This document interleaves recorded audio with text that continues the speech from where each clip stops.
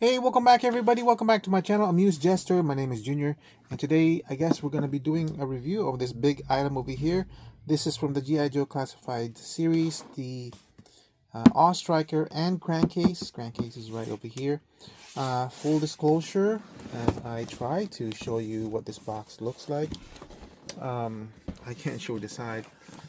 This is one of those that I pre-ordered too, and then because of the purge that I started doing a few months back, I canceled this, and then I changed my mind and relented and pre-ordered only one. The reason why is it kind of deviates far enough from the usual Awestriker that I wasn't sure I was digging into it, like especially the roll cage over here. But I saw a review of it and I said, well, why don't we try and see? Oh, it's kind of interesting that they gave Crankcase an actual height reference in terms of if he was a real person, 6'4", which translates to 16.4 millimeters. Huh? Is it really? Let me just check and see. Oh, I just realized that's not 6'4", that's 6.4 inches. Duh. All right, let me go ahead and open it up and let's take a look at what's out. It's gonna be in pieces. What I'm planning to do is do a quick speed run of the assembly, and then we'll do a proper review.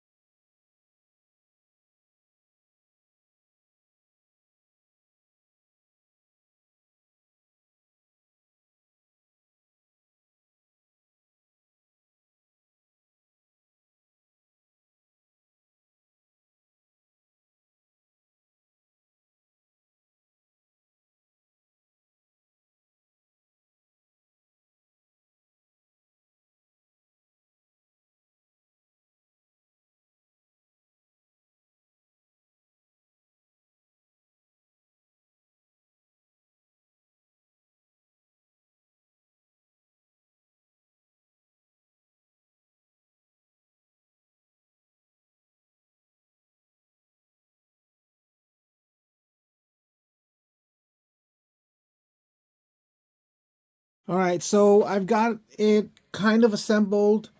Um, how do I start? Let's start with the crankcase over here. So here's crankcase. Apologize for the weird angle, but I don't know.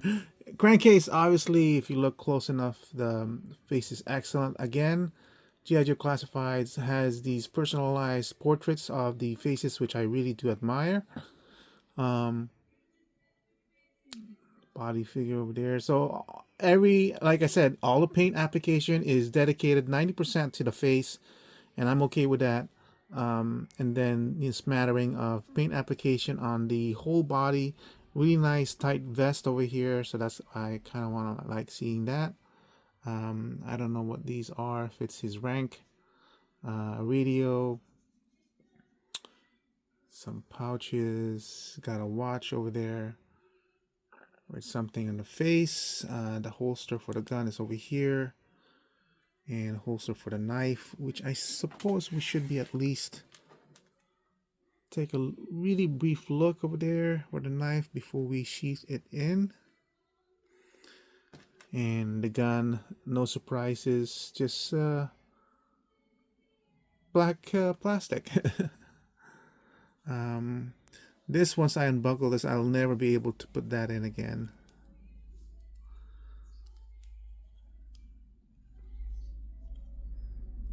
It's just, oh, surprisingly I did. And comes with these two helmets over here. One is the regular proper helmet, and then it comes with this kind of like a off-road bike look.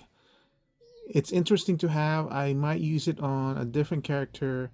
I don't think I want to use it. Well, let's see what it looks like anyway with this thing on, so that at least I can show you what it looks like, right? I'm pretty sure it goes with, yeah, there you go. I mean, it's well done. It hugs the face really well, as if makes it look as if it is actually part of the head, as you can see. But I'm not gonna show him off using this helmet. I apologize that sometimes he's off camera, but yeah, this, I think this is much more appropriate for a military unit to wear, so that's good like that. He does come with, oh wow, comes with two types of bandanas, one loose on the neck, one for his face actually covering it, and a hat. So here's the one that's supposed to cover. This is gonna be awkward. It's easier to just pull off the head, and it's, by the way, it's got articulation on the bottom of the neck, and just do it like that.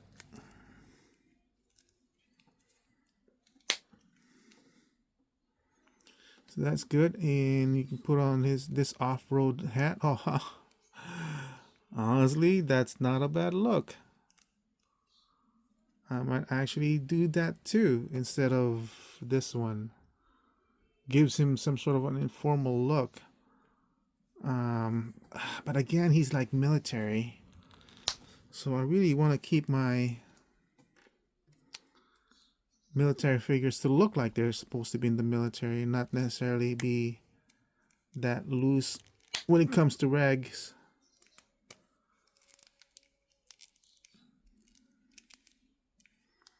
Let me just put this on properly. This is,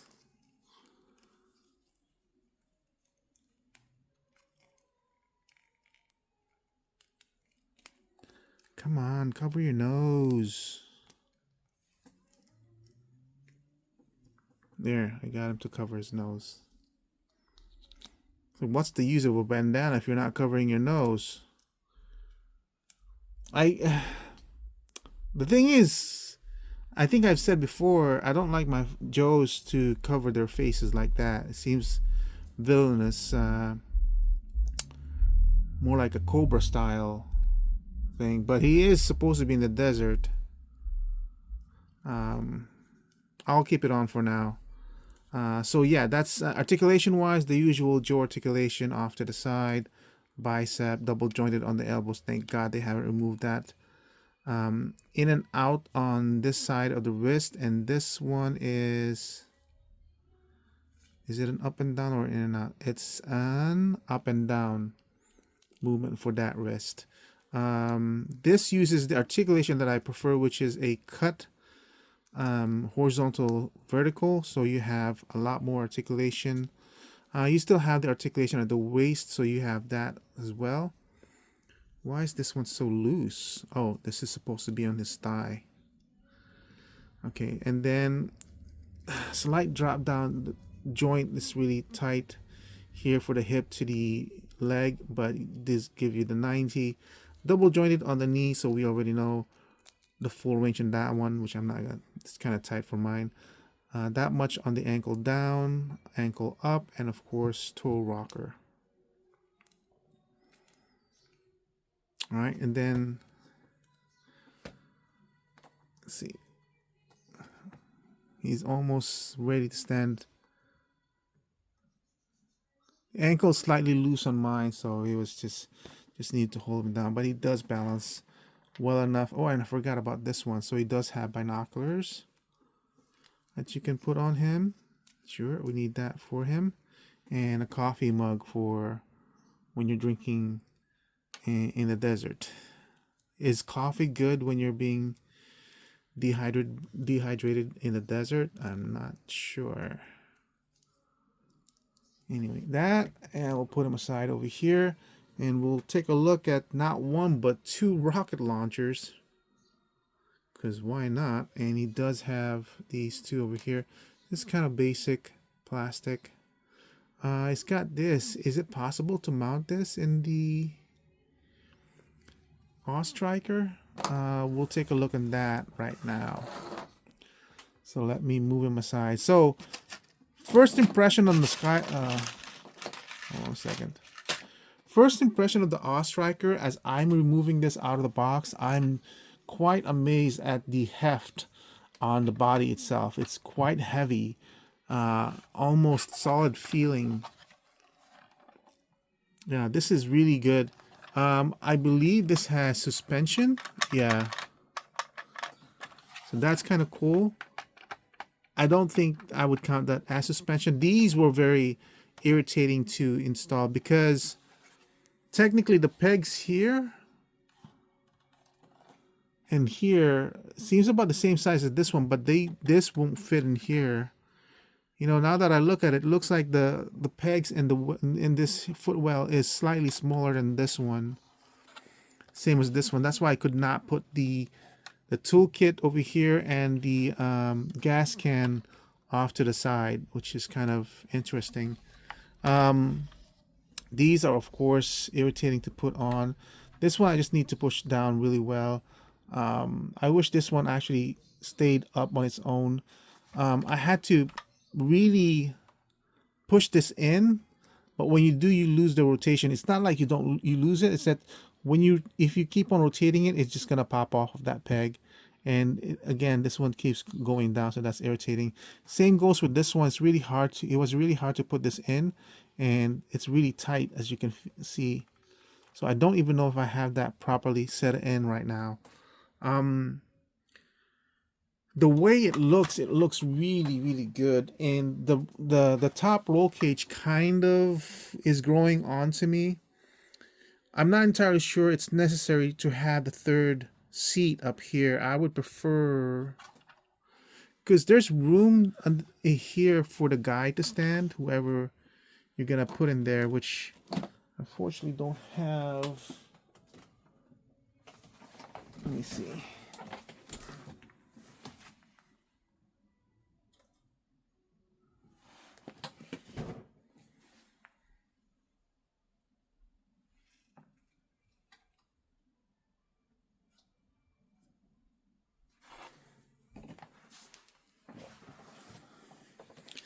I guess we can use Footloose over here. Well, technically I could have used Crankcase because he's not really driving. And the Footloose is wearing a backpack, which is kind of going to be awkward. But at least just to show...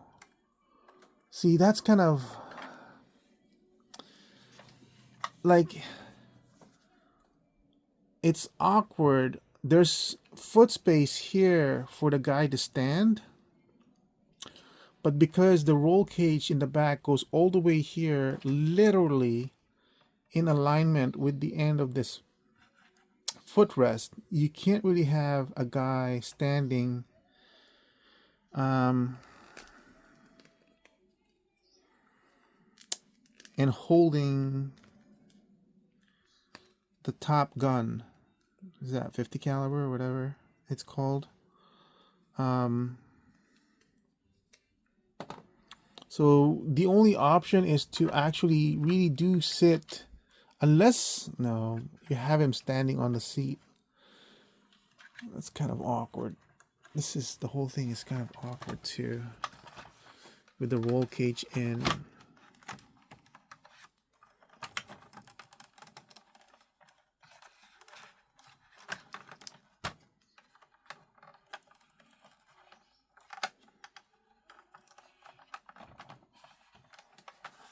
See, now his foot is literally resting on that one, so it's kind of awkward to position him where in this roll cage will start popping off. Honestly, it might be even better to just remove this roll cage and then position the guy. So kind of showing what I'm having to deal with when I'm placing this figure in the back here is the tightness from the back of the calf over here, or the shin, whatever this part of the lower leg is, to the fact that it's hitting here the top of the shoe or the tip of the shoe. There's not enough angle, so you're just kind of having to deal with that, and then having to deal with this one. It's just not fun, you know. It's like all that effort to put it in there breaks the fantasy. The way I can think of is put the feet like that sideways, which is ridiculous if I have to do that. Because again, you're breaking the look or the fantasy of putting a figure in here. It feels like how that they were thinking, how can we maximize the look of this thing and the use of the Awestriker, and they decided to put a third chair in there, forcing it into that space and not thinking it through, which is kind of weird because they could have just as easily, see, look at that, even taking it out isn't hassle. Like, just remove this. Who cares about that? Just take that out completely. Why would you even want your guy there to be sitting? Empty this out as an empty spot, and just have the guy standing, and then raise that a little bit, kind of like, you know, this. I would even prefer it like this. Like, look, that looks so much more better in height. Of course, he's a little bit too far now.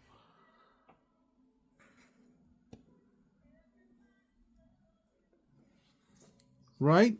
I feel like that's a better option than what they've done here.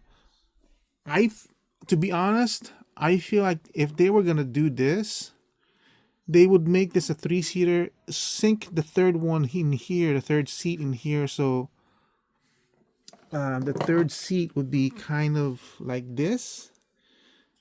Extend this roll cage back here so that this is now in alignment with this one, and the guy who's gonna use this crazy ass contraption is standing in the back over here. I feel like that's the best way.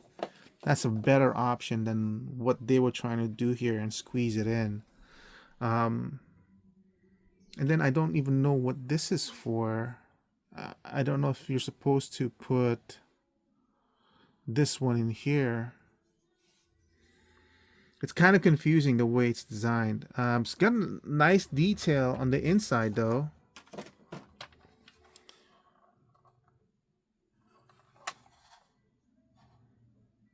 Right, it's even got the what do you call that? Radio. Got a nice detail over here. Yeah, some nice stickers. Got the stick shift over here. You got something to put your coffee mug in. That's it's like, even that's just like when, like, okay, this is a toy. It's supposed to be meant for a kid, but what kid would be buying? We be paying for this? This is not meant for a kid. This is a collector.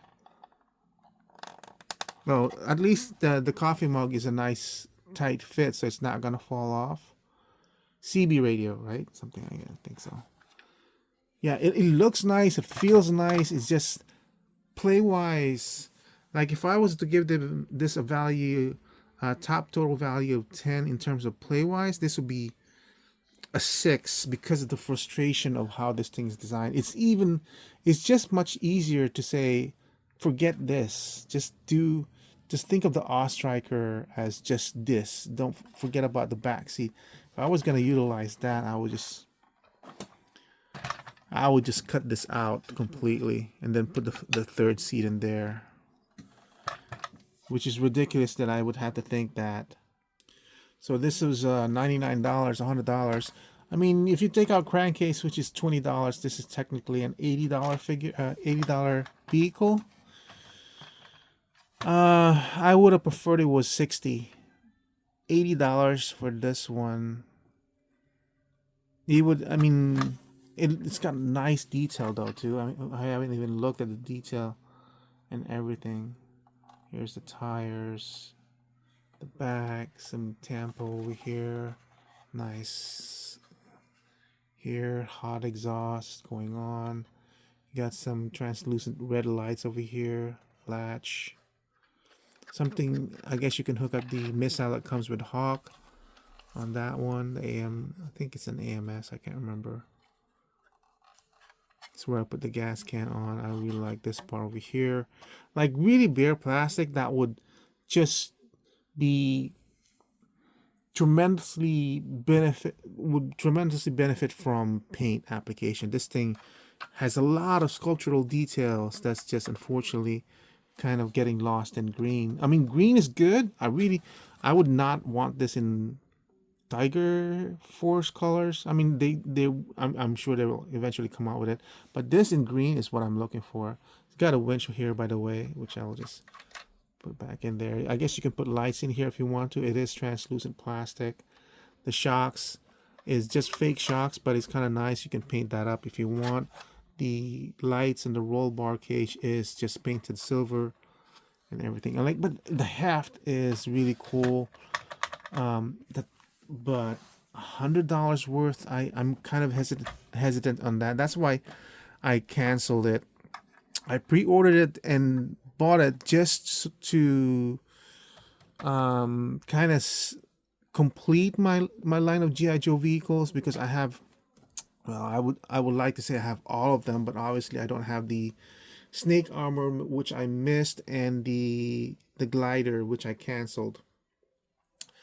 I think that's why. It's like I missed the snake armor, and that pissed me off so much that I went ahead and canceled a bunch of this ones. Like that's like, it should be an open pre-order. This is what I'm trying to say. Anything GI Joe should be an open pre-order. Give us a chance to no closeouts, no getting missed out by bots or anything like that. It should be just an open pre-order. Set it up and produce whatever has been ordered, and that'll be good. So value-wise, $100 base price, 10 equaling to $100 value. I'm gonna give it a 10.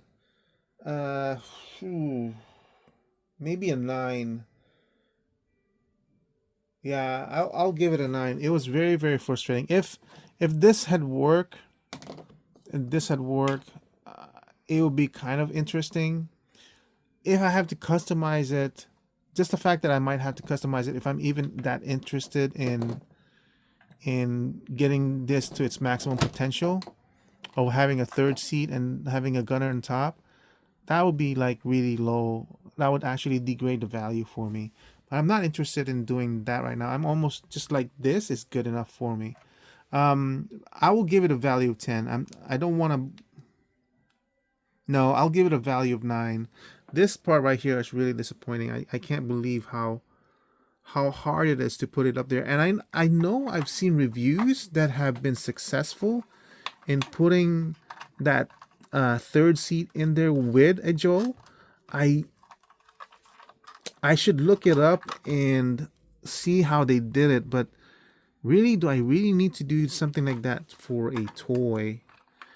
It just feels like they really compacted the space here. Like even this one is just there. I got him in. It just feels like the design team was limited by the fact that they needed to retain a certain amount of length so that they could keep the cost within the range, because if they had made it bigger, it would diminish their profit margin if they were to keep the base price of the $100, right? I'm not sure if I'm making sense, watch head and everything, but I feel like it's like maybe like slightly like 10-15% smaller than it should be, just to keep the price cost down, and still be within the 1/12 scale inch, because I feel like this is too compacted. They shoved way too much stuff in here that's just not fitting. You can, I guess, if you really try hard, which I don't know why I would be forced to. So I will give it a value of 9, base price 10, equaling to $100. If this had been $80, then I would give it a value of 10. If somehow this goes on Ross for like 30, 35, of course, then it'd be like a value of 12 immediately. But yeah, depending on the price of where you're gonna get this is how much it's worth, or how much the value is. It looks nice and everything. I'm glad I have one at least to represent on my shelf. I'm glad I don't have two to be frustrated with. Like the other ones were better. Like the vamp was so much more better than this one, to be honest. Yeah. Anyway, that's it for my review of the Awestriker and Crankcase from G.I. Joe Classified series. Thank you for watching. I hope to see you guys on my next review. Bye.